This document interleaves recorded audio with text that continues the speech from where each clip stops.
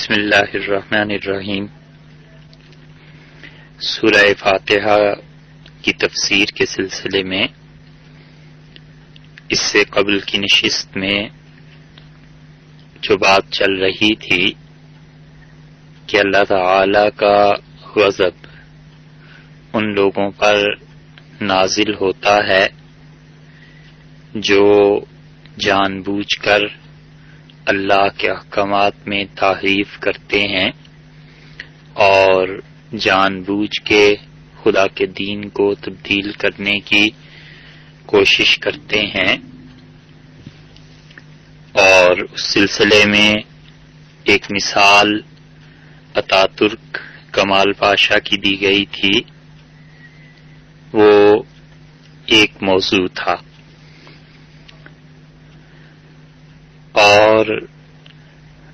وہ لوگ جنہوں نے پچھلی امتوں میں جان بوجھ کر اللہ کے احکامات کو بدلا اور خدا کی کتاب میں تحریف کے مرتکب ہوئے، اور انہوں نے لفظی طور پر بھی اور معنوی طور پر بھی اللہ کی کتابوں کے الفاظ کو بھی اور ان کی تفاسیر کو بھی محض اپنی نفسانی خواہشات کی وجہ سے بدلا، ان میں سر فہرست یہود تھے۔ اسی لیے قرآن پاک میں اللہ تعالی نے یہودیوں کے متعلق فرمایا کہ اللہ کا غضب ان پر نازل ہوا، اور جناب رسول اللہ صلی اللہ علیہ وسلم نے قرآن پاک کی اس آیت کریمہ کی تفسیر میں جو بات ارشاد فرمائی کہ مغضوب سے مراد یہودی ہیں، تو در حقیقت اس سے مراد، جیسا کہ محدثین اور مفسرین نے لکھا ہے، یہ ہے کہ ہر وہ شخص، ہر وہ قوم، ہر وہ فرقہ اور طبقہ جو جان بوجھ کر اللہ کے احکامات میں تحریف کا مرتکب ہو، وہ ہے، اور اس کی واضح ترین مثال چونکہ یہودی تھے، اس لیے رسول اللہ صلی اللہ علیہ وسلم نے ان کا نام لیا۔ یہ بھی سمجھنا چاہیے کہ رسول اللہ صلی اللہ علیہ وسلم کا یہودیوں کا نام لینا اس سے یہ معنی نہیں ہے کہ آئندہ کوئی بھی خدا کے غضب کا مرتکب نہیں ہوگا، بس اللہ تعالی کا سارا غضب یہودیوں ہی پر ہے، بلکہ رسول اللہ صلی اللہ علیہ وسلم نے تو ایک مثال دی ہے، اور اللہ کا غضب ہر اس شخص،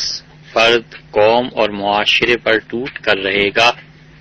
جو بھی جان بوجھ کے خدا کے احکامات میں تبدیلی کرتے ہیں، تحریف کرتے ہیں۔ سو یہودی اس کا ایک موقع اور محل تھے، اس لیے جناب رسول اللہ صلی اللہ علیہ وسلم نے ان کا نام ارشاد فرمایا۔ اللہ کا غضب اسی طرح ان اعمال اور حرکات پر بھی نازل ہوتا ہے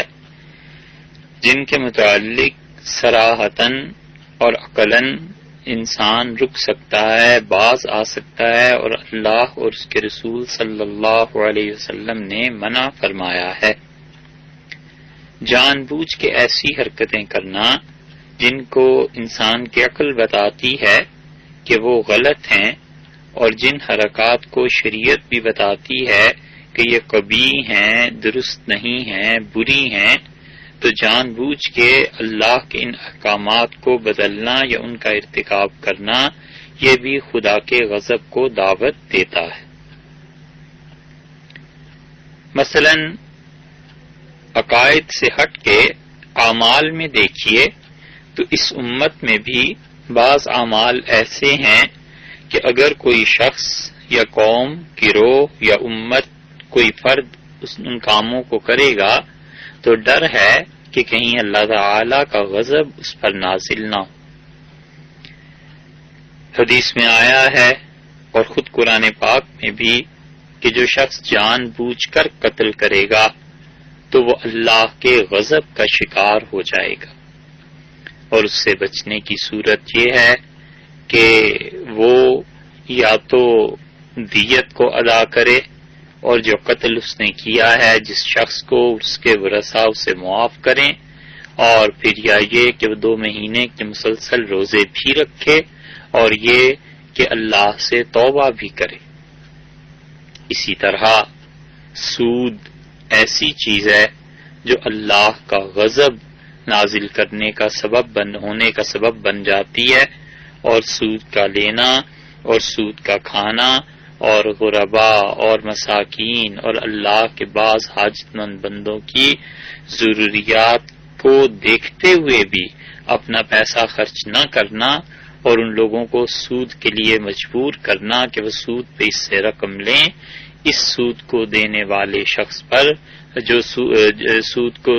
لینے والے شخص پر جو سود کو وصول کر رہا ہے، اللہ کا غضب نازل ہوگا۔ رسول اللہ صلی اللہ علیہ وسلم نے احادیث میں آیا ہے، بہت سی باتوں کے متعلق ارشاد فرمایا کہ ان چیزوں پر اللہ کا غضب نازل ہوتا ہے۔ سود کے کھانے پہ، اسی طرح شراب کے متعلق بھی آیا ہے کہ خدا کا غضب نازل ہوتا ہے۔ اسی طرح بدکاری کے معاملات پہ بھی رسول اللہ صلی اللہ علیہ وسلم نے یہ وعید سنائی ہے، اور نبی کریم صلی اللہ علیہ وسلم نے واضح طور پر ارشاد فرمایا ہے کہ اگر کوئی شخص ایسی حرکت کرے جیسے کہ سیدنا لوط علیہ السلام کی قوم کی حرکات تھیں، تو اللہ کا غضب اس شخص پر نازل ہوگا۔ اسی طرح کسی انسان کی مجبوری سے ناجائز فائدے اٹھانے، کسی انسان کو بلیک میل کرنا، خواہ وہ اس کی غلطی ہو اور خواہ اس انسان نے کوئی ایسا جرم کر ہی دیا ہو شامت اعمال سے، اس کو بلیک میل کرنا اور اس کو دھمکیاں دینا، یہ ایسی چیز ہے جس پہ اللہ کا غضب نازل ہو سکتا ہے، اور جو شخص کسی کی عزت اور آبرو سے کھیلتا ہے، ایک دن خود بھی اس کی عزت اور آبرو خطرے میں پڑ جائے گی، اور جس طرح وہ لوگوں کو ستاتا ہے، اللہ تعالی اس کے ستانے کے لیے لوگوں کو مقرر کر دیں گے۔ اور بڑی موٹی عقل کی بات ہے کہ انسان کو ستائے، تنگ کرے، تو دوسرا انسان کچھ نہ کچھ ہیلا اور حربہ کرتا ہے اپنے آپ کو دوسرے کی تکلیف سے محفوظ رکھنے کے لیے، مگر جب اس کا مکافات عمل ہوگا، جب اس کا رد عمل ہوگا اور اللہ تعالی کا حکم ہوگا کہ اب اس ستانے والے کو ستایا جائے، تو پھر کیا ہوگا؟ یاد رکھنا چاہیے، جو آج ستاتا ہے کل ستایا جائے گا، اور جو آج برا سلوک کرتا ہے کل اس کے ساتھ برا سلوک کیا جائے گا،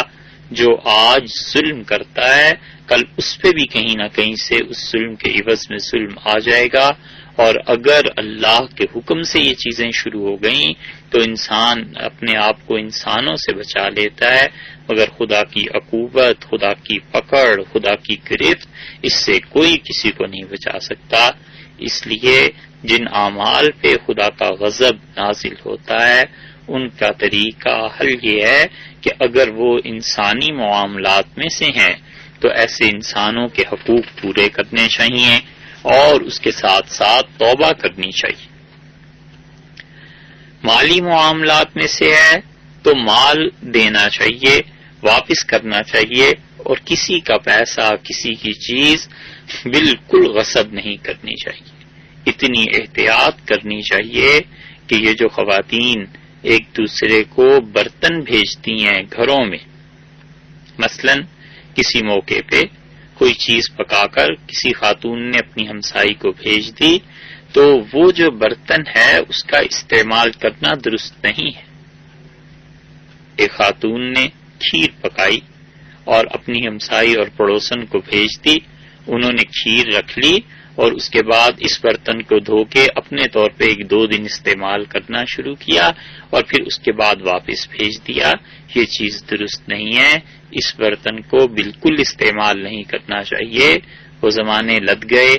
جب لوگ کھانے کی چیز بھیجتے تھے تو برتن بھی ساتھ تحفے میں دے دیا کرتے تھے. ہمارے دور میں اس برتن کو واپس کرنا چاہیے، اور اگر اس برتن کی آب و تاب میں، اس کے نقش و نگار میں کوئی کمی آ گئی یا وہ برتن ٹوٹ گیا تو یہ گھر والوں کے ذمے ضروری ہے کہ ویسا برتن یا اس برتن کے برابر کی قیمت اپنے ہمسایوں کو بھیجیں. لوگوں کے مال، لوگوں کی چیزیں اس طرح کی نہیں ہو جایا کرتی کہ کوئی شخص بغیر کھٹک اور بغیر جھجک کے، بغیر پوچھے استعمال کرنا شروع کرتے. یہ بظاہر چھوٹی چھوٹی چیزیں نظر آتی ہیں، لیکن انسانوں کے حقوق جب غصب ہوتے ہیں تو اللہ کا غضب نازل ہوتا ہے. محتاط رہنا چاہیے کہ ہمارے کسی قول و فعل سے کسی کو بھی تکلیف پہنچے، مبادا کہ ہم اللہ کے غضب کا شکار ہو جائیں. اسی طرح اگر اللہ کے غضب کے لیے کوئی ایسی حرکت کر دی ہے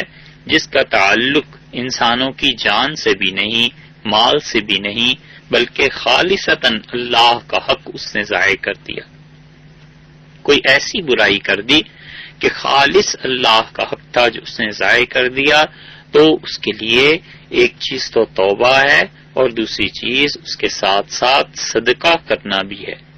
اور اس کی وجہ یہ ہے کہ صدقے سے اللہ تعالی کا غصہ ٹھنڈا ہو جاتا ہے. ایک آدمی نے کوئی ایسی حرکت کر دی جس کی وجہ سے قریب تھا کہ خدا کا غضب اس پر نازل ہوتا، اور اس نے صدقہ کیا اللہ کی راہ میں، کسی غریب انسان کی ضرورت پوری کر دی، کسی کو کپڑے دلا دیے، کسی کے بچے کی فیس ادا کر دی، کسی کی بجلی کا بل ادا کر دیا، کسی کی سوئی گیس کا بل ادا کر دیا کہ وہ سوئی گیس جو کٹ جاتی اس غریب آدمی کا بچاؤ ہو گیا، بچت ہو گئی. تو یہ اس غریب کے دل سے جو دعا نکلتی ہے وہ برابر اللہ کے غصے کے ساتھ جا کر مقابلہ کرتی ہے، لڑتی ہے، یہاں تک کہ اللہ اس دعا کی لاج اور عزت رکھ لیتے ہیں اور خدا کا غصہ اور اس کے غضب کی تجلی جو پڑنی تھی وہ ہٹ جاتی. نبی کریم صلی اللہ علیہ وسلم نے اسی لیے ارشاد فرمایا کہ اللہ کی راہ میں صدقہ کرو اور یہ تمہارے پروردگار کی غضب ربکم، غضب کی جو آگ ہے نا اسے ٹھنڈا کر دیتی ہے. صدقہ اللہ تعالی کے غضب اور غصے کی آگ کو ٹھنڈا کر دیتا ہے. تو مراد یہ ہے کہ جب کوئی انسان نیکی کرے گا کسی غریب ضرورت مند کے ساتھ تو اس کے دل سے دعا نکلے گی، اور اس کی یہ دعا جا کر اس انسان نے جو حرکت کی ہے اس حرکت کو بجھانے کا، اس پہ جو غضب، گناہ، غصہ تھا اس کو ختم کرنے کا سبب بن جائے گی. اسی لیے آپ ایک اور حدیث پر غور کیجئے. ایک آدمی نے نبی کریم صلی اللہ علیہ وسلم سے آ کے عرض کیا کہ اللہ کے رسول، میں اپنی بیوی کے ساتھ تعلقات میں ان دنوں میں چلا گیا جن دنوں میں منع کیا گیا ہے، تو اب میرے لیے کیا کفارہ ہے؟ تو حضرت صلی اللہ علیہ وسلم نے اسے صدقہ کرنے کا حکم دیا، کیونکہ اس نے اتنا شدید گناہ کیا تھا کہ اللہ تعالی کے غضب کا وہ شکار ہو سکتا تھا. تو آپ نے اسے بتلایا کہ وہ صدقہ کرے اللہ کی راہ میں، کیونکہ صدقہ جو ہے وہ اس آگ کو، غصے کو ٹھنڈا کر دے گا. تو تمام وہ اعمال جن اعمال کا تعلق اللہ کے حقوق سے ہے اور کوئی آدمی اللہ تعالی کا حق غصب کرنے کی کوشش کرتا ہے اور اللہ تعالی کو غصے میں لانے کی کوشش کرتا ہے الیاذ باللہ اپنی شامت اعمال اور اپنے برے اعمال سے، تو اس کو چاہیے کہ وہ صدقہ کرے تاکہ اللہ تعالی کا غضب ٹھنڈا ہو جائے اور خدا تعالی کی طرف سے بجائے غصے کے اللہ کی رحمت اس شخص کے شامل حال ہو جائے. تو مغضوب میں دونوں درجے آ گئے. ایک تو وہ لوگ جو عقیدے کے اعتبار سے یعنی یہودی اور اپنے اعمال کے اعتبار سے بھی تھے، اور دوسرے مسلمانوں میں، اور وہ لوگ جنہوں نے ایسے اعمال کیے جن اعمال سے اللہ کا غضب نازل ہوتا ہے الیاذ باللہ، خدا تعالی اپنی پناہ میں رکھے. تو وہ لوگ بھی اس میں آ گئے. تو گویا بندے نے دعا مانگی کہ اے پروردگار، مجھے ان لوگوں کے راستے پہ نہ چلائیے، ان لوگوں کی راہ سے پہ چلنے سے میری حفاظت کر دیجئے، مجھے اپنے پناہ میں لے لیجئے جن پر آپ کا غضب نازل ہوا، یعنی جو اصل تو لفظ یہ تھے کہ جو مغضوب ہوئے، یعنی جن پہ غضب نازل ہوا، تو وہ دونوں طرح سے، عقیدے کے اعتبار سے بھی اور برے اعمال کے اعتبار سے بھی، جان بوجھ کر اللہ کے احکامات میں تحریف کرنا اور جان بوجھ کر ڈھٹائی کے ساتھ خدا کے احکامات کو توڑنا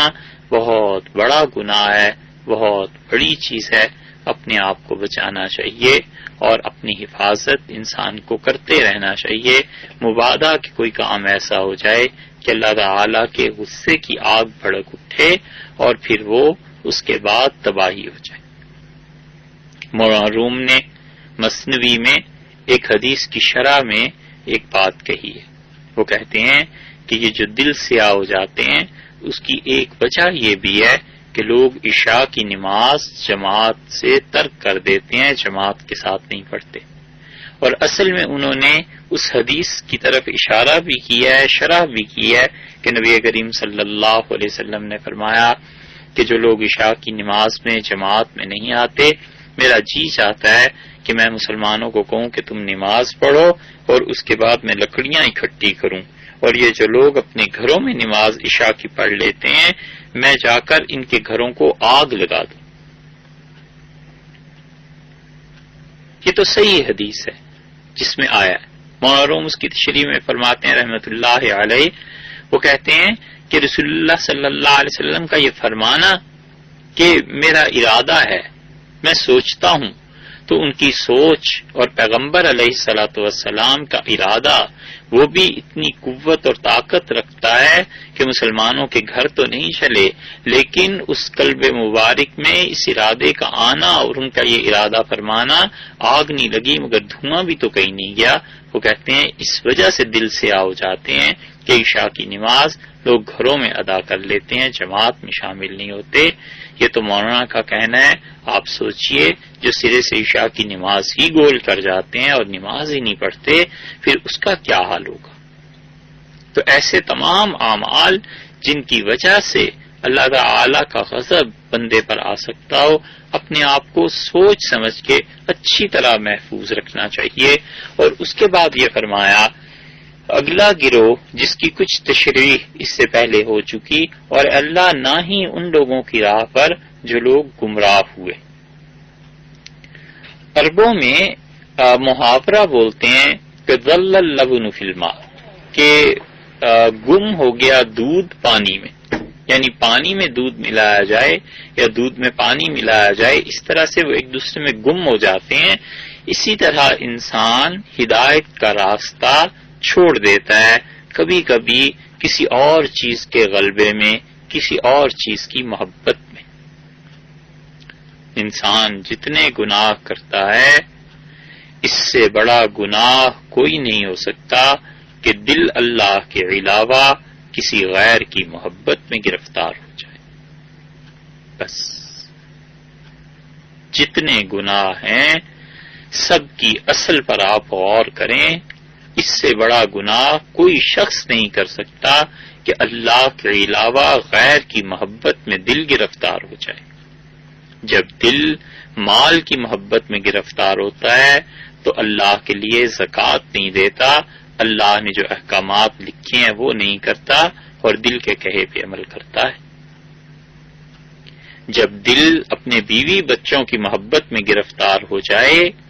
تو اللہ کا حکم یہ ہے کہ اپنے گھر والوں کو نماز کا کہو اور اپنے بچوں کو نماز پڑھاؤ، اور 10 سال کے ہو جائیں تو مار کر پڑھاؤ۔ ماں اس لیے بیٹے کو نہیں اٹھاتی اور اولاد کو بیٹی کو اس لیے صبح فجر میں نہیں اٹھاتی کہ اس کی نیند خراب ہو جائے گی، اس کو اپنی بچی پر، اپنے بچے پہ ترس آتا ہے، شفقت محبت کا جذبہ ہے، لیکن اس ماں نے کبھی غور نہیں کیا کہ یہ بچوں سے محبت ہے اور اس کے ساتھ ساتھ اللہ کے حکم سے بے وفائی ہے۔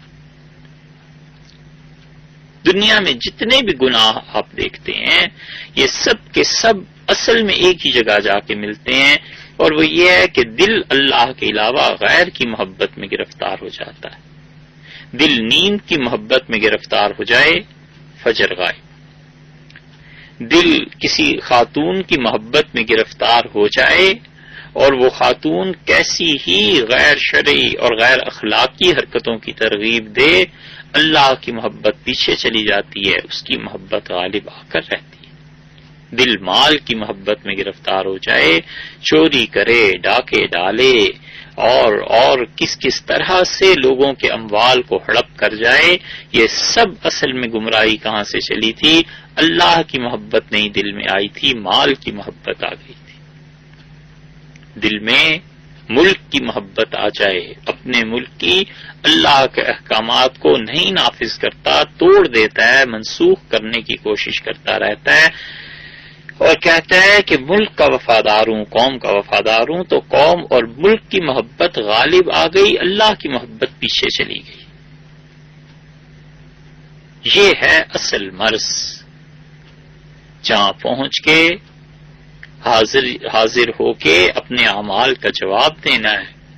اور جس ذات کے سامنے ہر حال میں پہنچنا ہے۔ موت سے کوئی مفر نہیں ہے،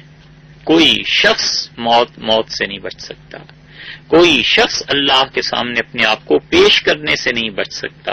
اور کوئی شخص اپنے آپ کو اگر اللہ کا فیصلہ ہو جہنم میں بھیجنے کا تو کوئی شخص اپنے آپ کو نہیں روک سکتا اللہ کے فیصلے کے بعد۔ تو یہ سارے مسلمہ حقائق ہیں۔ جب کوئی انسان گمراہ ہوتا ہے تو ان سب چیزوں کے ہوتے ہوئے بھی غیر کی محبت کو دل میں اتنا بسا لیتا ہے کہ اللہ کے احکامات پس پش چلے جاتے ہیں۔ دل کو ٹٹولیے اور غور کیجئے کہ اللہ کی محبت پہ کسی کی محبت غالب تو نہیں آ گئی۔ بار بار سوچئے کہ دل میں اللہ کی محبت پہ کوئی اور چیز غالب تو نہیں آ گئی، حتیٰ کہ اپنے نفس کی محبت غالب آ جاتی ہے اللہ کے مقابلے میں، اپنی جان کی محبت غالب آ جاتی ہے اللہ کے مقابلے میں۔ اللہ نے بتایا ہے کہ فلاں چیز حرام ہے، اس کو کرتا ہے اس لیے کہ اس کھانے میں لذت بہت ہے۔ اللہ تعالی نے بتلا دیا ہے کہ شراب حرام ہے، اللہ تعالی کہتا ہے کہ مت پیو اور یہ پیتا ہے، اس لیے کہ وہ لذت ہے، اس کی محبت ہے، خود فراموشی ہے اور جھوٹے سکون کو طلب کرنا ہے، ایک گناہ بے خودی ہے، ان چیزوں سے محبت ہے۔ ان چیزوں کی محبت نے غلبہ پایا اور اللہ کی محبت ہٹ گئی۔ بس سارے گناہوں کی اصل اتنی سی بات ہے کہ دل اللہ کے علاوہ غیر کی محبت میں گرفتار ہو جائے۔ ایک اللہ کا بندہ وہ بھی تھا جس نے خواب میں دیکھا کہ اپنے بیٹے کو ذبح کر رہا ہے، اور اس نے اپنے بیٹے کو کہا کہ تمہارے والد نے خواب میں یہ دیکھا ہے، تو اس نے کہا ابا کر گزری ستجدنی انشاء اللہ صابر، اگر اللہ نے چاہا تو آپ مجھے صبر کرنے والا پائیں گے۔ اس شخص کے دل میں اللہ کی محبت اپنے بیٹے کی محبت پہ غالب آ گئی نا، اور انہوں نے لٹا دیا، اور اللہ نے فرمایا ہم نے آواز دی اور ہم نے کہا ابراہیم آپ کی قربانی ہم نے قبول کر لی، ہم اس کی جگہ فدیہ بھیج رہے ہیں۔ تو سیدنا ابراہیم علیہ الصلوۃ والسلام کے دل میں اللہ کی محبت غالب آ گئی اپنے بیٹے کی محبت پہ۔ یہ مثال اس لیے پیش کر رہے ہیں کہ آپ سوچئے ہم لوگوں کے دلوں میں کس کس چیز کی محبت غالب آ گئی ہے اور اللہ کی محبت مغلوب ہو گئی ہے۔ گناہ یہی ہے جو اصل میں سرزد ہو جاتا ہے اور دل کہیں کا کہیں پہنچ جاتا ہے۔ اس لیے جو لوگ جان بوجھ کے یعنی علم نہیں ہوتا، جان بوجھ کے ایسے نہیں ہے، لیکن وہ کسی چیز کی محبت میں گرفتار ہو کر، کسی چیز کی محبت میں دب کر کوئی اور راہ دیکھتے ہیں اللہ کی راہ کے علاوہ، تو وہ کیا ہے؟ وہ ہیں ضالین، وہ لوگ جو گمراہ ہو گئے۔ جناب رسول اللہ صلی اللہ علیہ وسلم نے ضالین میں ایک مثال دی ہے عیسائیوں کی، اور عیسائیوں کی مثال کیوں دی؟ آپ دیکھیے نا، یہودی اور عیسائی دونوں گمراہ ہیں، دونوں ایسے ہیں جو ضالین میں شامل ہیں، پھر رسول اللہ صلی اللہ علیہ وسلم نے انہیں مغضوب کہا، انہیں ضالین میں شامل فرمایا، کیوں؟ محدثین لکھتے ہیں کہ حضرت صلی اللہ علیہ وسلم نے یہ تفریق اس لیے فرمائی کہ پہلا طبقہ جان بوجھ کے گمراہ ہوا تھا اور دوسرا محبت میں حد سے بڑھ گیا تھا۔ عیسائی جو تھے وہ سیدنا مسیح علیہ الصلوۃ والسلام کی محبت میں حد سے بڑھ گئے تھے، اس لیے اصل حقائق وقت کے ساتھ ساتھ گم ہوتے چلے گئے، اور پھر جو باقی چیز رہ گئی وہ یہی گمراہی کے آثار تھے، گمراہی کی عبادت تھی، لوگ کرتے رہے، انہیں اس محبت نے گمراہ کیا۔ اسی لیے کسی بھی شخص کی حد سے بڑی بھی محبت اور حد سے بڑی بھی نفرت رسول اللہ صلی اللہ علیہ وسلم نے ان دونوں چیزوں سے منع فرمایا۔ حدیث میں آیا ہے ابو داؤد میں، حضرت صلی اللہ علیہ وسلم نے فرمایا کسی سے ایسی محبت نہ کرو کہ اگر تمہیں حق بات کہنی پڑ جائے تو اس کی محبت مانے آ جائے، رکاوٹ بن جائے اور تم اسے سچائی بتا نہ سکو۔ اور آپ نے فرمایا کسی سے ایسی نفرت نہ کرو کہ اگر تمہیں کبھی اس سے منہ لگ جائے، فائدہ اٹھانا پڑ جائے تو تم اپنی نفرت کی وجہ سے اس سے فائدہ نہ اٹھا سکو۔ اعتدال کی تعلیم دی ہے شریعت نے۔ تو عیسائیوں کی گمراہی اس وجہ سے ہو گئی کہ وہ لوگ حد سے بڑی بھی محبت سیدنا مسیح علیہ الصلوۃ والسلام کے متعلق رکھتے تھے۔ اس گمراہی کی ایک قسم اب بھی آپ کو مل جائے گی، اور وہ گمراہی ایسی ہے کہ آپ سوچئے جن لوگوں نے نبی کریم صلی اللہ علیہ وسلم کی اولاد، ان کی اہل بیت، ان کے مخالفین سے محبت اس درجہ میں شروع کر دی کہ وہ اس محبت میں اتنے آگے بڑھ گئے کہ انہوں نے حضرت صلی اللہ علیہ وسلم کی اولاد کو برا کہنا شروع کر دی۔ یزید اور اس جیسے لوگوں سے کسی انسان کو محبت ایسی ہو جائے کہ ان کے مقابلے میں سیدنا حسین رضی اللہ عنہ اور حضرت حسن رضی اللہ عنہما ان حضرات کو برا کہنے لگ جائے، یہ بھی گمراہی کی ایک قسم ہے۔ اپنے آپ کو بچانا چاہیے، اعتدال میں رہنا چاہیے۔ امیر المومنین سیدنا علی کرم اللہ وجہہ رضی اللہ عنہ کے متعلق رسول اللہ صلی اللہ علیہ وسلم نے فرمایا علی تمہاری وجہ سے، یا یہ فرمایا حضرت صلی اللہ علیہ وسلم نے کہ علی تمہارے بارے میں دو لوگ گمراہی کا شکار ہو جائیں گے، ایک وہ لوگ جو تم سے حد سے زیادہ نفرت کریں گے اور ایک وہ جو حد سے زیادہ محبت کریں گے۔ تو گمراہیاں اپنا دروازہ محبت کے ذریعے کھلوا لیتی ہیں، محبت کی کنجی چابی لگ جاتی ہے اور گمراہی آنا شروع ہو جاتی ہے۔ اس لیے ضالین میں عیسائیوں کی ایک مثال رسول اللہ صلی اللہ علیہ وسلم نے دی،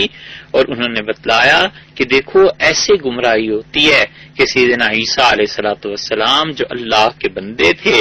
بشر تھے، جنہیں یقیناً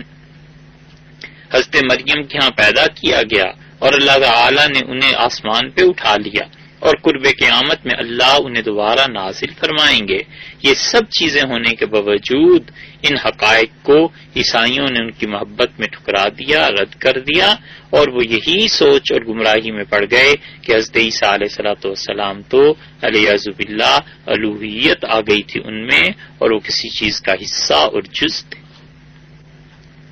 تو دونوں گمراہیوں سے پناہ مانگی گئی،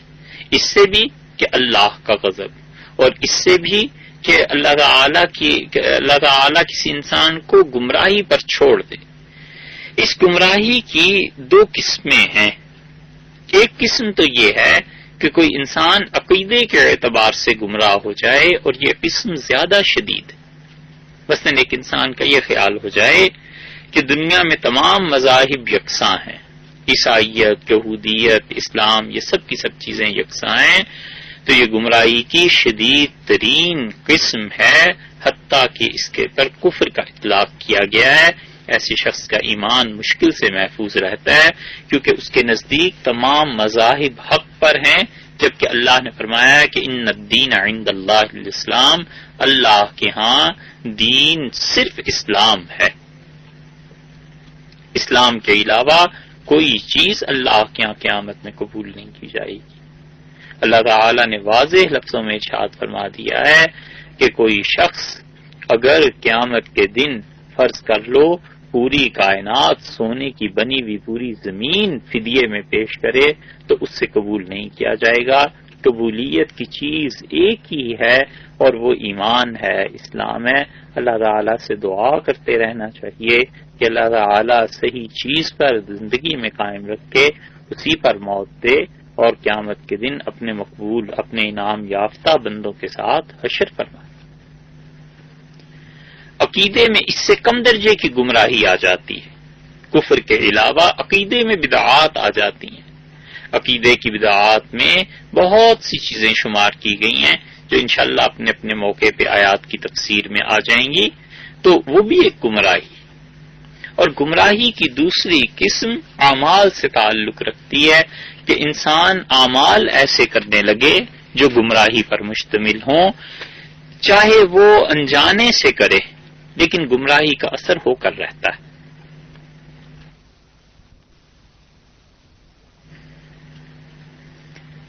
مثلا کسی انسان کو غلط راہ دکھانا، مثلا راستے میں جو نشانات لگے ہوئے ہوتے ہیں انہیں مٹا دینا، مثلا کوئی انسان کوئی ضرورت بیان کرتا ہے تو اس کے معائب کو بیان کرنا، لوگوں میں اس کی عزت کو کم کرنے کے لیے یہ گاتے پھرنا کہ فلاں انسان کو فلاں چیز کی ضرورت پیش آ گئی تھی اور وہ ہم سے یوں کہہ رہے تھے، یہ ساری چیزیں ایسی ہیں جو گمراہی کی ہیں۔ ان تمام گمراہیوں میں ایک شدید گمراہی یہ ہے کہ کوئی انسان صحیح راہ کو پوچھنے آئے اور اس انسان کو غلط راہ بتا دی جائے، یہ بہت بڑا نقصان ہے۔ جتنی بھی دلالت جس وقت تک اس گمراہی پر قائم رہے گا، کوئی جس نے دلالت کی ہے اسے بتایا ہے، اسے بھی اس گناہ میں حصہ ملے گا اور اللہ کے ہاں اس کی پوری پوچھ ہوگی۔ اس لیے انسان گمراہی کے راستے نہ کھولے اور لوگوں کو گمراہ کرنے کی تدبیر اختیار نہ کرے، اور کوئی کام بھی ہو تو سوچ لے کہ اللہ نے شریعت میں اس کی کتنی اجازت دی ہے، شریعت نے کیا چیز بتلائی ہے۔ اس سے پچھلی نشست میں ہم نے آپ سے ایک بات یہ عرض کی تھی کہ اللہ کا غضب کن پر ہوا، اور اس میں ایک مثال ایک شخص کی دی تھی۔ اسی طرح کی گمراہی کی ایک مثال اور پیش کیے دیتے ہیں، اور ان مثالوں کو پیش کرنے کا مقصد ایجوکیشن ہے، تعلیم ہے، کہ جن کو لوگوں نے اپنے سر کا تاج بنا رکھا ہے اور جن کو ہیرو بنا کر پیش کرنے کی کوششیں کی جا رہی ہیں، اصل حقائق تک پہنچنا چاہیے، اصل حقیقت تک جستجو کرنی چاہیے، سوچنا چاہیے کہ ہم سطحی طور پر ان کے کارناموں سے مرعوب ہو گئے ہیں، وگرنہ حقیقت میں ان لوگوں پر واقعی خدا کا غضب تھا اور وہ گمراہ تھے۔ صرف ظاہر کی چکا چوند ہے، صرف ظاہر کی باتیں ہیں، اور بہت بڑا طبقہ جو اپنے آپ کو پڑھا لکھا کہتا ہے، وہ چونکہ اصل حقائق سے واقف نہیں ہوتا، ان کی تعلیم مکمل نہیں ہوتی، تو وہ سمجھتے ہیں کہ ہمارے زمانے میں یہ جو لوگوں کے نام لیے جاتے ہیں یہ واقعی بہت بڑے لیڈر تھے۔ اتاترک کمال پاشا کی جو مثال دی گئی تھی کہ خدا کا غضب ان پر ہوا، تو وہ صاف اور بالکل دو ٹوک بات اور بالکل واضح طور پر آپ کی خدمت میں پیش کرنے کا مقصد یہ تھا کہ آپ کو پتہ چلے کہ جو لوگ گاتے پھرتے ہیں اس کے گن اور جو لوگ اس کی تعریف کرتے پھرتے ہیں انہیں سرے سے معلوم ہی نہیں ہے کہ اس نے اس امت کو کیا نقصان پہنچایا اور کس تباہی کے دھانے پر لا کھڑا کیا. اور اگر انہیں معلوم ہو جائے، انہیں کوئی سمجھا دے، انہیں کوئی کتابوں میں دکھا دے کہ صاحب وہ واقعی اس قدر شدید گمراہ انسان تھا، تو امید ہے یہ بھی رجوع کر لیں اور توبہ کر لیں اپنی باتوں سے.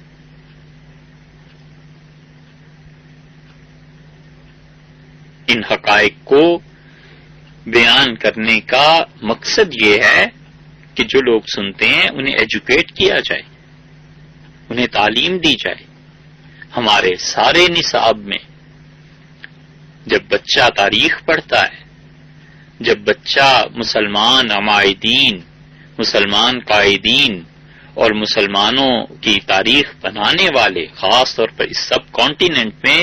جن لوگوں نے بڑے کام کیے ان کے نام پڑھتا ہے، اور پڑھتا بھی وہ 5ویں 6ٹی سے لے کے پھر ایف اے تک اور پھر کہاں کہاں تک وہ پڑھتا چلا جاتا ہے، ایک امیج ابھر آتا ہے بشرطے کہ پڑھنے والا ہو کہ فلاں صاحب بہت بڑے کردار کے آدمی تھے. ہمارے یہاں پڑھتے نہیں ہیں نا، ہو کا عالم ہے. کسی سے پوچھ لیں کہ کتنا مطالعہ آپ کرتے ہیں، پوچھ لیجئے کتنا کچھ پڑھا ہے، تو اول تو پورا نصاب پڑھنے والے بھی اسکول میں کتنے بچے ہوتے ہیں، اور پھر اس نصاب کو پڑھ کر کسی شخصیت کے متعلق تفصیل سے پڑھنا وہ تو اس سے بھی کم ہوتے ہیں. مگر جو بت تیار کیا جاتا ہے عقیدت کا، ذہنی مرغوبیت کا، بار بار دیا جاتا ہے جس کا نام، وہ جو اللہ نے فرمایا ہے کہ وَلَضَّالِّينَ، اور اللہ نہ ہی گمراہوں کی راہ پر چلا، ان گمراہوں میں سے ایک گمراہ سر سید احمد خان تھے. ان کی گمراہی میں کوئی شک و شبہ نہیں تھا. ان کی گمراہی کی بنیاد خواہ آپ یہ قرار دے دیجئے کہ مسلمان قوم کے ساتھ انہیں بڑی ہمدردی تھی، اور خواہ یہ قرار دے دیجئے کہ وہ ذہنی طور پر انگریزوں سے مرعوب ہو گئے تھے. کچھ کہیے، ایک مثال اس کی پیش کی جاتی ہے، ان کے عقائد، ان کی کتابیں آپ پڑھیے. کچھ لڑنے جھگڑنے کی بات نہیں ہے صاحب، کچھ بحث اور مباحثے کی بات نہیں ہے. ترقی ادب کی جو مجلس قائم ہوئی ہے ہماری اس مملکت میں، انہوں نے بہت اعلیٰ کارنامے جو انجام دیے ہیں، ان میں سے ایک مقالات سر سید ہے. 17 جلدوں میں مقالات سر سید کل کے کل چھپ گئے، اور 2 جلدیں اور لگا لیجئے سر سید کے مکاتیب بھی سارے چھپ گئے، اور ایک کتاب اور چھپ گئی لاہور سے، اور 875 صفحات پر مشتمل سر سید احمد خان کی سوانح حیات جاوید کے نام سے حالی نے لکھی ہے وہ. اور ایک ذرا سا اضافہ اور کر لیجئے کہ لاہور میں پھر چھپی ہے سر سید احمد خان صاحب کی تفسیر قرآن پاک کی. بس یہ پڑھ لیجئے اور اس کے بعد آپ خود ہی فیصلہ کر دیجئے کہ کہنے والا جو کہہ رہا ہے کہ وہ گمراہ تھے وہ سچ کہہ رہا ہے یا جھوٹ کہہ رہا ہے. پڑھیے صاحب، علم حاصل کیجئے، تعلیم حاصل کیجئے. یہ ساری کتابیں جو گنی گئی ہیں کچھ 18-20 ہزار صفحات بنتے ہیں. ان 18-20 ہزار صفحات کو پڑھ کے اگر کوئی شخص کہتا ہے کہ وہ گمراہ تھے تو وہ کچھ زیادتی نہیں کرتا، کچھ ظلم نہیں کرتا. ایک مثال دینی مقصود ہے، تعلیم دینا مقصود ہے کہ سوچئے کیا کیا عقیدتوں کے بت تصورات میں بٹھائے جاتے ہیں، اور اس تصور خانے میں کتنے عمائدین کا نام آتا ہے، اور کتابیں کھول کے اٹھا کر دیکھ لیجئے کہ کیا ہے. جو لوگ اب تک گنگاتے پھرتے ہیں اور جو لوگ اب تک سر سید احمد خان صاحب کا نام لیتے ہیں کہ اتنے بڑے آدمی تھے، ہمیں پورا یقین ہے کہ ان 18-20 ہزار صفحات کو تو کچا، انہوں نے تو زندگی میں 1000 صفحے بھی سر سید کی اپنی تحریرات کے نہیں پڑھے ہوں گے. سر سید احمد خان اتنے متاثر تھے انگریزوں سے ان کی تعلیم سے کہ انہوں نے علی گڑھ کالج کھولا اور مسلمانوں کی تباہی کی بنیاد رکھی. اگر اس علی گڑھ کالج میں کچھ خوبیاں ہوتی تو اکبر الہ آبادی کبھی تنقید نہ کرتے. اور اکبر الہ آبادی نے جب علی گڑھ کے متعلق کہا کہ دل بدل جاتے ہیں تعلیم بدل جانے سے، تو اقبال نے اسے اپریشیٹ کیا، اور علامہ اقبال یہ لکھنے پر مجبور ہوئے کہ اکبر الہ آبادی نے سچ کہا تھا، اور سر سید نے جو علی گڑھ میں نصاب تعلیم دیا اور جو چیزیں دی ہیں وہ سب کی سب مسلمانوں کو گمراہ کر گئی. اقبال نے سر سید کی تعریف کی. انہوں نے کہا آں لالائے صحرا کے خزاں دید و بفسرد. انہوں نے اقبال نے کھل کے تعریف کی. سید دیگر اورا نمی اشک سحردا حالی زنوا ہائے جگر سوز نیا سود تا لالائے شبنم زدارا داغ جگر داد. اس سے بہتر شعر اقبال کیا سر سید کی تعریف میں کہتے. لیکن جب بات آئی تعلیم کی کہ سر سید نے قوم کو دیا کیا تو انہوں نے صاف صاف اپنے خطبات میں کہا کہ افسوس سے یہ کہنا پڑتا ہے کہ سر سید صاحب نے جو تعلیم مسلمانوں کو دی تھی وہ تعلیم خرابی پر مشتمل تھی. اس نے مسلمانوں کو بگاڑا ہے، بنایا نہیں. کیوں آخر لوگ ان کو گمراہ کہتے تھے؟ اب کچھ بھی نہیں. سر سید کے معتقد، ان کے ساتھ رہنے والے، ان کی سوانح لکھنے والے، بقول سید سلیمان ندوی رحمت اللہ علیہ کے، وہ کہتے تھے کہ حیات جاوید سر سید کی سوانح نہیں تھی، وہ تو منقبت نامہ تھا. مناقب کی ایک پوری فہرست گنوا دی ہے. اس کے باوجود حالی صرف اسے پڑھ لیجئے، حالی یہ لکھنے پر مجبور ہو گئے کہ اس وقت کے علماء نے جو سر سید کے خلاف بات کی تھی اور فتویٰ لگایا تھا وہ کوئی غلط بات نہیں تھی. سر سید کی ساری تحریرات دیکھ لیجئے. انہوں نے انگریزوں سے مرعوب ہونے کے بعد یہ لکھنا شروع کر دیا کہ قرآن، انجیل اور تورات میں کوئی فرق نہیں ہے، اور میں یہ ثابت کروں گا کہ تورات اور انجیل قرآن کے مطابق ہیں. وہ تو اللہ کا شکر ہے ان کی عمر میں برکت نہیں ہوئی اور وہ دنیا سے اٹھ گئے.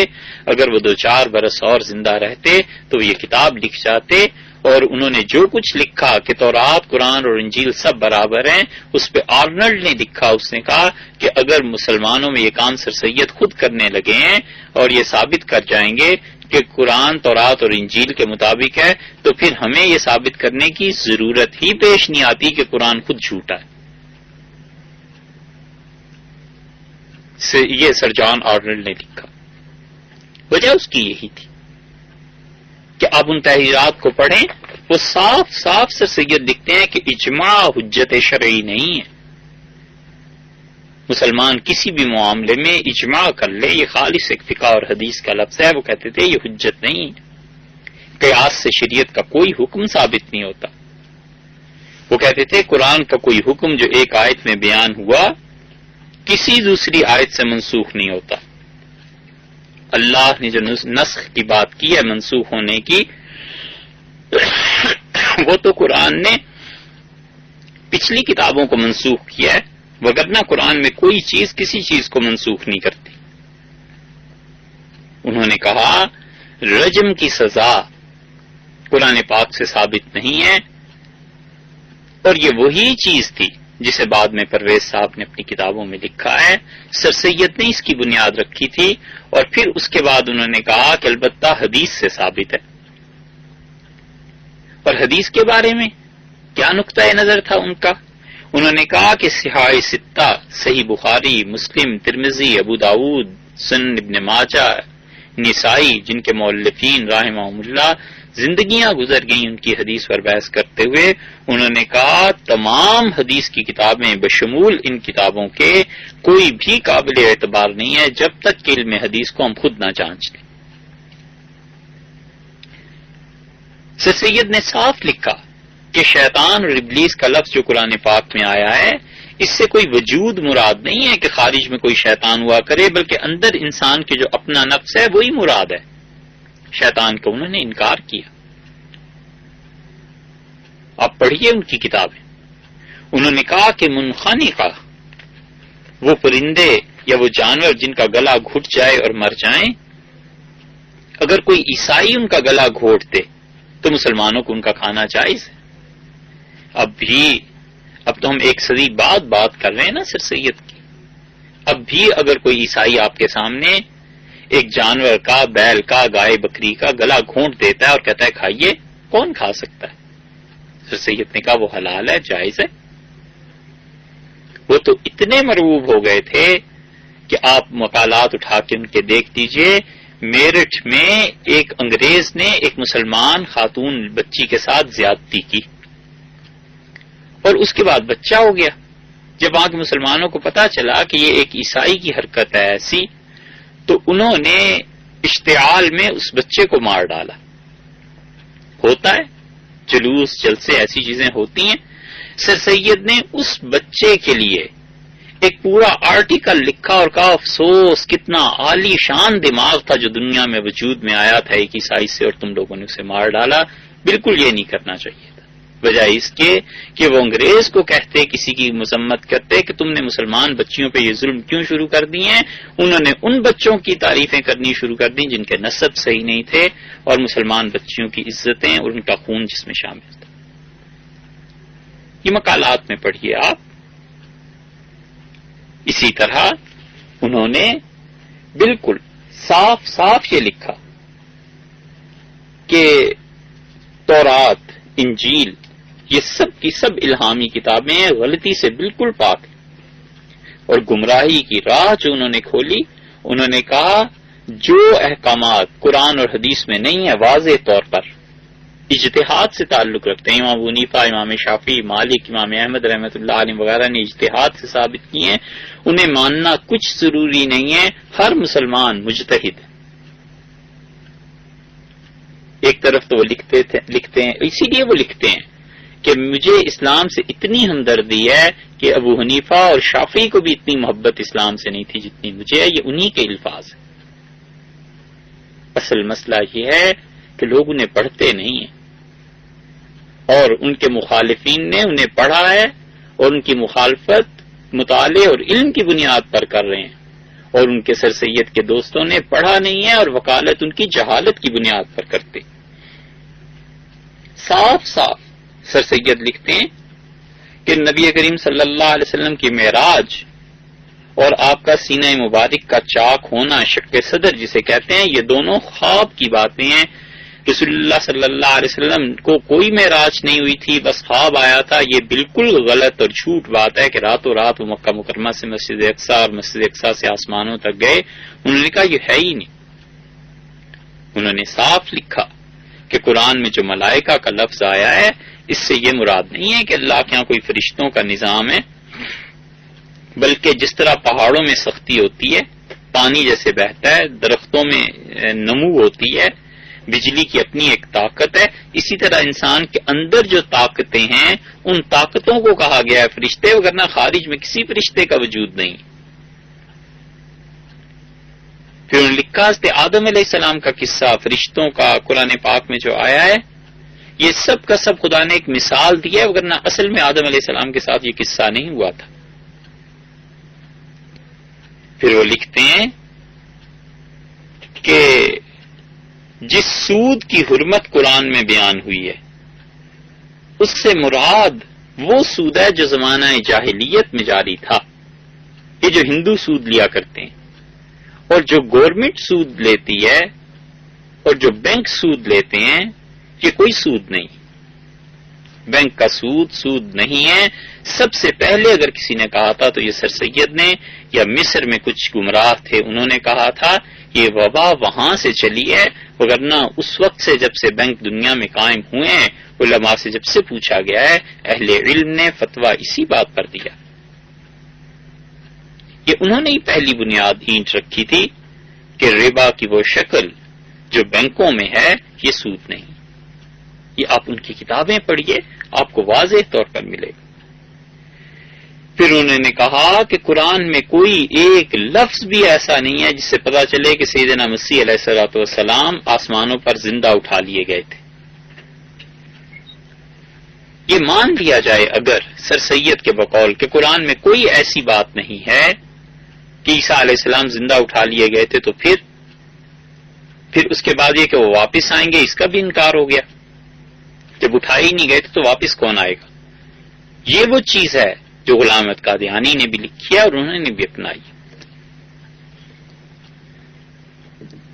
اہل علم اس زمانے میں جب یہ چیزیں چھپتی تھیں انہیں پڑھتے تھے، اور یقیناً ان میں مذہب کی حمیت اور غیرت ہم سے زیادہ تھی. وہ انہیں پڑھتے تھے اور خون کے آنسو روتے تھے اور لکھتے تھے خط میں اور جوابات میں کہ سر سید اس راہ کو چھوڑ دیجئے، یہ گمراہی ہے. اسی طرح انہوں نے صاف صاف کہا کہ جنت اور دوزخ یہ مثالیں بیان کی گئی ہیں، اس کا کوئی وجود نہیں ہے. سیدنا عیسیٰ علیہ الصلوۃ والسلام کے بارے میں انہوں نے کہا کہ یہ کہنا کہ وہ بغیر باپ کے پیدا ہوئے تھے یہ کہیں سے ثابت نہیں ہوتا. قرآن بار بار ابن مریم کہتا ہے، حضرت مریم کے بیٹے، اور اللہ اسے اپنی قدرت کاملہ کا ایک مظہر قرار دیتے ہیں. سر سید نے صاف صاف لکھا ہے، پڑھیے ان کی کتابیں، پڑھتے کیوں نہیں؟ پھر اس کے بعد انہوں نے انبیاء علیہ الصلوۃ والسلام کے معجزات کا انکار کیا ہے. تفسیر پڑھیے، اٹھا کر دیکھیے، حضرت عیسیٰ علیہ الصلوۃ والسلام، حضرت موسیٰ علیہ الصلوۃ والسلام کے معجزات کا انکار ہے، اور بہت سی چیزیں.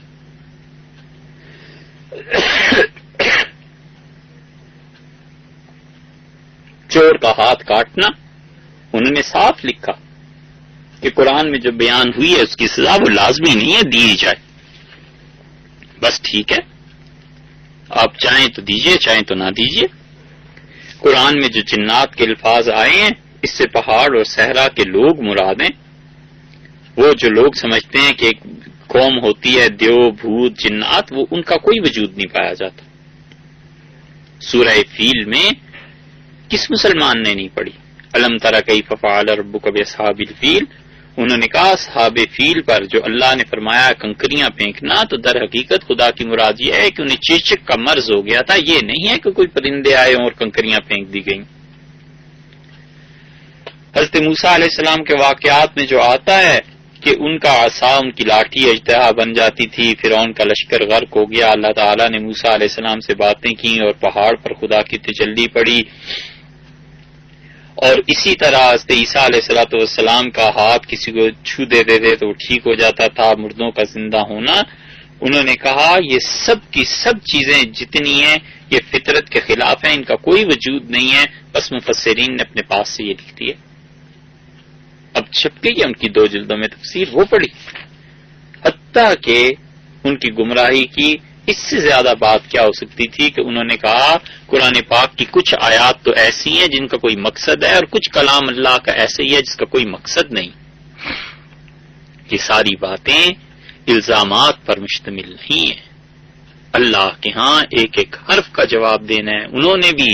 جو انہیں ہیرو بنا کر پیش کرتے ہیں اور انہوں نے بھی جو اب تک ان کے مخالف ہیں، دونوں کو خدا کے حضور میں پیش ہونا ہے.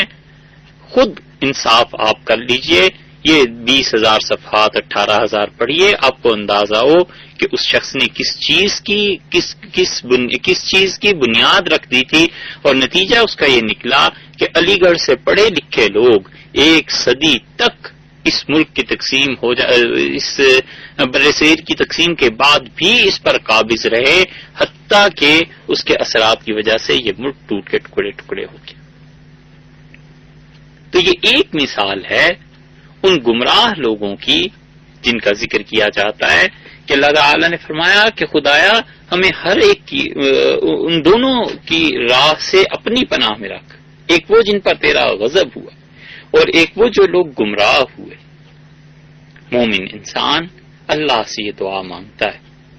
اور دعا کے بہترین الفاظ یہی ہیں جو اللہ نے خود سکھا دیے ہیں. اسی لیے شاہ عبد القادر صاحب محدث دہلوی رحمۃ اللہ علیہ نے اس کے حاشیے میں لکھا ہے کہ اللہ صاحب نے خود یہ صورت اپنے بندوں کو سکھائی تاکہ یوں مانگا کرے. مراد اس کی یہ ہے، مفہوم یہ ہے شاہ صاحب کی عبارت کا. تو چاہیے کہ بندہ اللہ تعالی سے انہی الفاظ میں دعا مانگے، اللہ تعالی سے انہی الفاظ کے ذریعے دعا مانگنے والی بات کرے۔ یہ نہیں ہے کہ نماز میں اگر پڑھنا ہے تو بس پڑھ گئے اور معلوم ہی نہیں ہوا کچھ کیا کہا ہے کیا نہیں کہا، پورے دل صدق کے دل سے اللہ سے درخواست کرے کہ اہدنا الصراط المستقیم صراط الذین انعمت علیہم، اللہ راہ ان لوگوں کی جن پہ آپ نے انعام فرمایا، اور اللہ چلائیے ان لوگوں کی راہ پر جن پر آپ کا فضل ہوا، نہ ان لوگوں کی راہ جو غضب کا شکار ہوئے اور جو گمراہ ہوئے۔ اس کے بعد رسول اللہ صلی اللہ علیہ وسلم نے ایک کلمہ اور سکھایا ہے جو قرآن میں نہیں ہے اور وہ خارج ہے، مگر حدیث میں آیا ہے کہ آپ نے فرمایا جب تم یہ کہو تو اس کے بعد کہو آمین۔ یہ آمین اس میں فعل ہے، اس کا مطلب یہ ہے کہ فعل کے معنی میں ہے کہ یعنی یوں ہی ہو، اے اللہ ایسے کر دیجئے۔ آمین کا مطلب یہ ہے کہ خدا بندہ ایسے ہی ہو جائے، یعنی جو دعا کی ہے اس پہ پھر درخواست پہ دوسری درخواست کرتا ہے کہ خدا جو دعا مانگی ہے آپ ایسے ہی کر دیجئے، ان لوگوں کی راہ دیجئے جن پر آپ کا انعام ہوا، نہ غضب کا شکار ہوئے نہ گمراہ ہوئے۔ حدیث میں آتا ہے نبی کریم صلی اللہ علیہ وسلم آمین کہنے کی ترغیب دلاتے تھے۔ آپ نے فرمایا جب تم سورہ فاتحہ پڑھ لو تو اس کے بعد آمین کہا کرو، فَمَنْ وَافَقَتْ آمِينُهُ بِتَآمِينِ الْمَلَائِكَةِ، اللہ کے فرشتے بھی اس پہ آمین کہتے ہیں، اور تم میں سے جس شخص کی آمین فرشتوں کی آمین کے ساتھ مل گئی غفر لہ ما تقدم من ذنبہ، اللہ اس کی پچھلی زندگی کے گناہ معاف کر دیتا۔ یہ اللہ تعالی نے اپنے نبی صلی اللہ علیہ وسلم کی زبان سے اس امت کے لیے ایک خوشخبری سنائی کہ بس تم آمین کہتے رہو، تم ہمارا حکم مانتے رہو، اس کا اجر اس کا صلہ قیامت میں ہم دیں گے۔ اس دن سرپرائز ملے گا، پتہ چلے گا کہ اس شخص کے گناہ اس لیے معاف کر دیے گئے کہ اس کی آمین فرشتوں کی آمین سے مل گئی تھی۔ دوسری حدیث میں آیا ہے رسول اللہ صلی اللہ علیہ وسلم نے فرمایا کوئی چیز ایسی نہیں جس میں یہودیوں کو تم سے اتنا حسد ہو جتنا اس آمین کے کہنے سے حسد ہوتا ہے، کیونکہ یہودی بھی کہتے تھے، ان کے ہاں اب تک بھی آمین کے لفظ ہیں عبرانی کے اعتبار سے، اور اس کا مطلب بھی ہے قبول فرما لیجیے۔ تو مسلمانوں کو اللہ تعالی نے یہ لفظ دیا کہ یوں کہا کرو کہ اللہ اسے قبول فرما لے،